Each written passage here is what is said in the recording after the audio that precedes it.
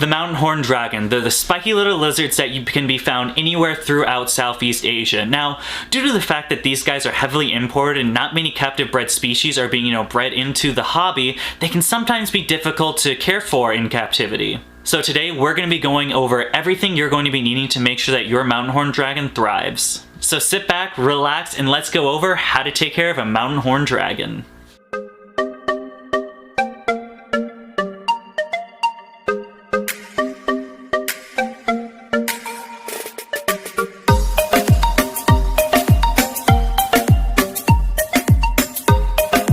This video idea actually came from one of my subscribers a few days ago who asked me to make a care video for the mountain horned dragon, and I just wanted to touch up again that if you guys have any video ideas you want me to do or a specific animal you want me to focus a little bit more on, definitely leave me a comment in the comment sections and I'll be sure to do one. So today we're going to be going over the 4 main things you're going to be needing to know how to take care of a mountain horned dragon, and that's going to be enclosure size, heat and humidity, diet, and how to decorate the enclosure.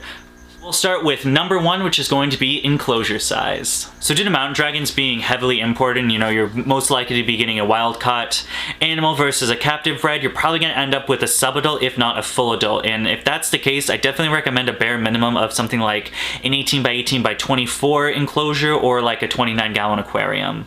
However, to be honest, I don't like glass enclosures for mountain horned dragons, just like I don't like them for Chinese water dragons. They seem to nose rub a lot, and they're just not able to climb a lot more. They're only going to be able to using any of the branches or anything that you provide for them. So honestly, I really like anywhere from custom wooden enclosures or even grow tents. I think they work out a lot better. Especially with grow tents, you can get a 2x2x4 for $48. That's actually the first one I housed them in when it was just my pair instead of my trio.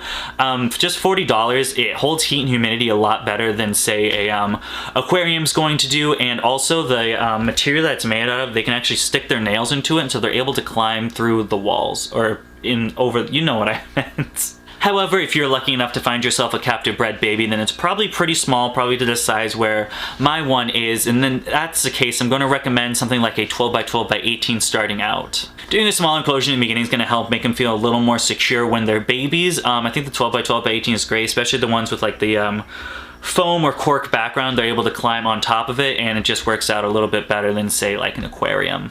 So we talked a little bit about enclosure size. Now let's get into the next section, which is going to be heat and humidity. Mountain horned dragons coming from the Southeast Asia area, it's going to be definitely a tropical climate, and with that, the humidity is going to want to be high. Really, anywhere from 60 to 80% is going to be good. Honestly, in my enclosure that I have behind me, it holds regularly from 70 to even 80 and a little above when I start misting, and then usually drops to the high 60s to 70s.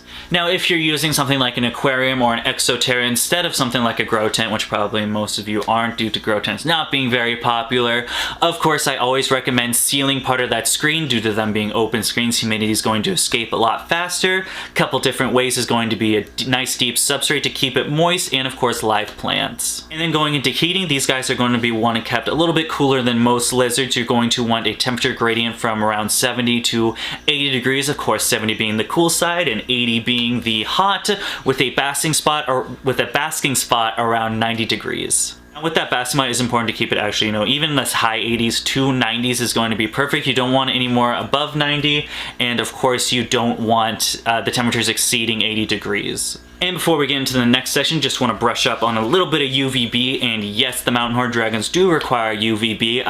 The ones you're going to be wanting is a little bit dependent on your enclosure. If it is open screened, you're going to be wanting a T5 on top, or if it's like a grow tent or you're putting it inside the enclosure, a T8 would also work. Then moving on to the next section, we are going to be covering diet. So mountain horned dragons can eat a variety of insects. They do eat fully insects. You're not going to be substituting with any veggies or greens like that. They can be fed a variety of bugs, anywhere from waxworms, mealworms, superworms, crickets, dubia roaches, and even earthworms. Now some mountain horned dragons can be a little bit picky, like I've mentioned with mine before. My biggest female was only eating crickets free range. She would not hand feed off of me. She just did not like me that much, whereas my other two would actually only be hand fed anything like dubia roaches or superworms and would not go after any of the crickets that I would just throw in for them to hunt. So if your mountain horn dragon is a little bit picky like some of mine, it is just going to take a little bit of trial and error figuring out which bugs they prefer, and then a little bit of consistency and patience to get them to where they are today. At this point, all my mountain horn dragons will eat anything either hand-fed or open as I let them hunt. I do usually a mixture. I'll throw some crickets in. Then a few days later, I'll hand feed them either superworms or dubia roaches. When feeding those insects, you always want to be using your proper supplementation of calcium, calcium with D3, and herbites. Now before we get into what to put into the tank for decorations, I do want to brush up on an important subject, and that's going to be hydration. Now the number one thing that seems to be the limiting factor for mountain horn dragons is going to be that their hydration needs are a bit difficult when it comes to the average lizard. Mountain horn dragons are of course one of those things that don't see standing water, so you're going to have to get a little creative. A couple of different ways you can do that is providing a large bowl with a water pump and or air stone like I've had in the past. I had the water pump and then now I use the air stone because the pumps get failing on me, but we won't get into that. Another good reason, which I've done in the past also, is having one of those drippers like you would use for a chameleon and just having it drip down into a bowl. Over time it will create a water area and the dragon will definitely see it and go to drink.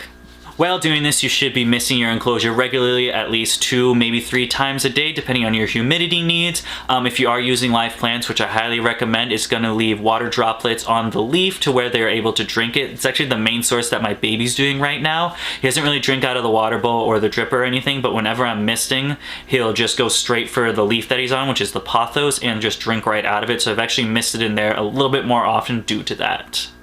And then moving on to the last section, we are going to be talking about what to fill the enclosure with, and with that I'll be taking the camera and we'll be taking a look inside this enclosure to see all the stuff I have for my mountain horn dragons to use.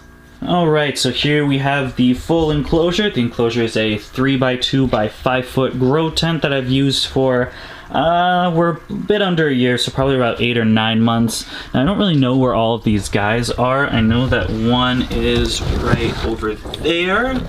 Does not like the camera. A few of these guys, I usually know where their little spots are, but due to the new enclosure, it's gotten a little difficult to find them for these past like day or two that I've had it set up. Oh, there's one. Right off the bat, as you guys can see, I put plenty of branches in here to give them plenty of climbing space. I found most of these outside in just my local conservation area, and that's going to be the best place to find, you know, large branches versus at any kind of pet store or anything. On top of that, I do have a few live plants. I'm not sure what these two are, but I do know this one in the back is a ficus, so there's that. I've noticed that mountain horn dragons are mostly arboreal, so most of the time they're going to be spending most of the time in the, at least from here and then up. Usually, as you can see, like with that big female over there, she spends most of her time at the very top. And then, as I mentioned with the water area, it's always important to have an air stone or water pump so they can physically see the water moving, which is going to make them a little bit easier for them to find access to that fresh water.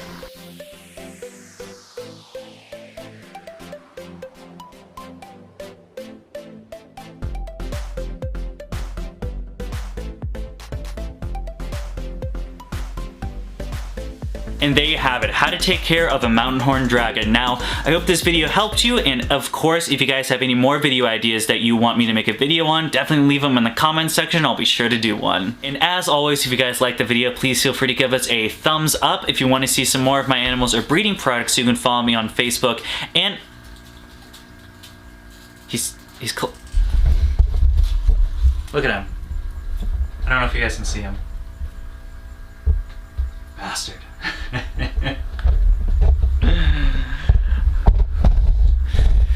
Then you guys can follow me on Instagram and Facebook at DVCV Exotics. And other than that, thank you for watching, and I hope you have a great day.